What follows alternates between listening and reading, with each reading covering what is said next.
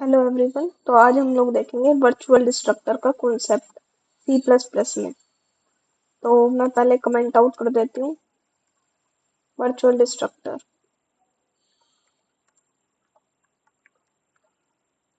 ये मेरी header file है, हैश इंक्लूड आईओस्ट्रीम। अब मैं दूंगी यूजिंग नेम स्पेस स्टैंडर्ड,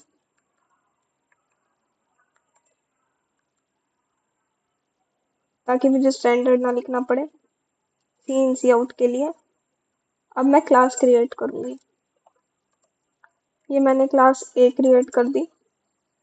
अब मैं इसको पब्लिक दे देती हूँ।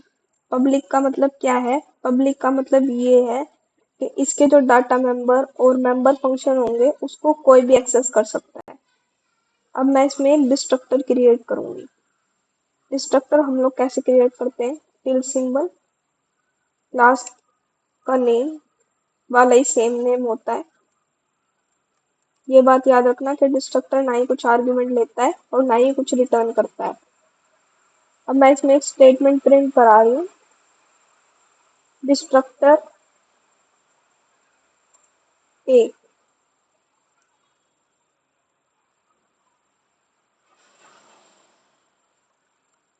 एंड का मतलब क्या है कि ये नेक्स्ट लाइन पे ले जाएगा।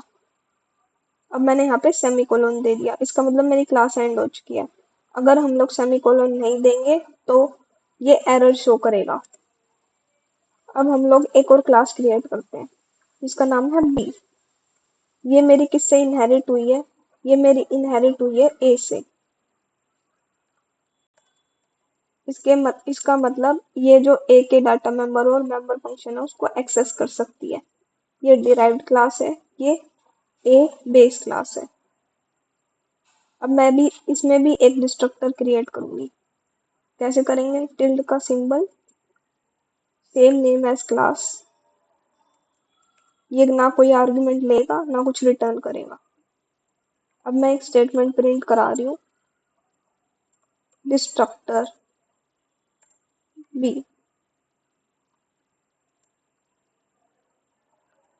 एंड का मतलब है नेक्स्ट लाइन और न्यू लाइन, कुछ भी कह सकते हो। सेमीकोलन मतलब क्लास एंड हो चुकी है। अब हम लोग क्या करेंगे? अब हम लोग मेन में जाएंगे। जब भी हम लोग प्रोग्राम को रन कराते हैं तो हमारा एग्जीक्यूशन जो है वो मेन से स्टार्ट होता है। अब मैं क्या करूंगी? मैं क्लास ए के लिए एक पॉइंटर क्रिएट करूंगी जिसका नाम है ए। इसका काम क्या होगा?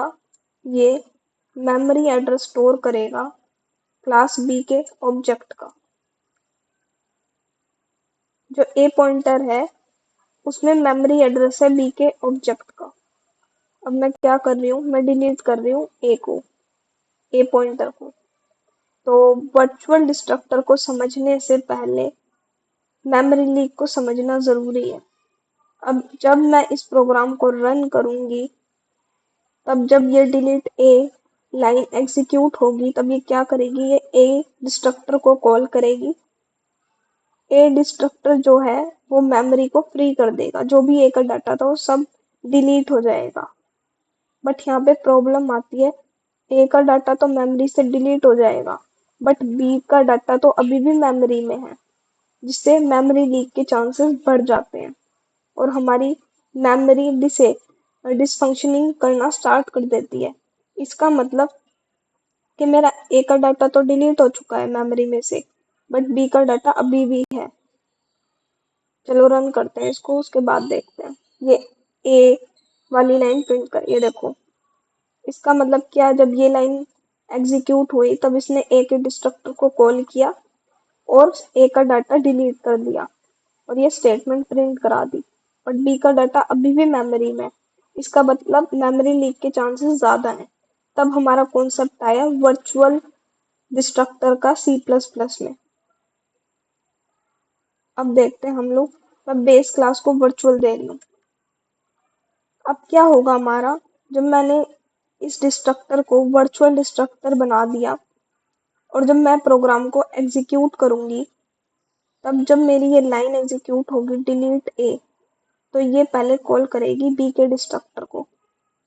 और जो बी का डाटा है उसको डिलीट कर देगी मेमोरी में से। उसके बाद ये ए के डिस्ट्रक्टर को कॉल करेगी और उसके डाटा को डिलीट कर देगी मेमोरी में से, जिससे मेरी जो मेमोरी है वो पूरी फ्री हो जाएगी।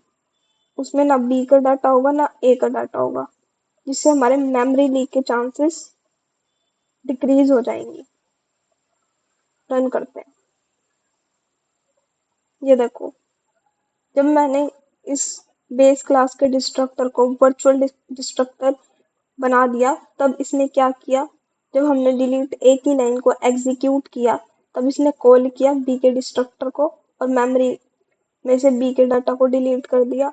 उसके बाद इसने बेस क्लास के डिस्ट्रक्टर को वर्चुअल डिस्ट्रक्टर को कॉल किया और इसने ए का डाटा डिलीट कर दिया और मेमोरी को फ्री कर दिया और मेमोरी लीक से बचा लिया।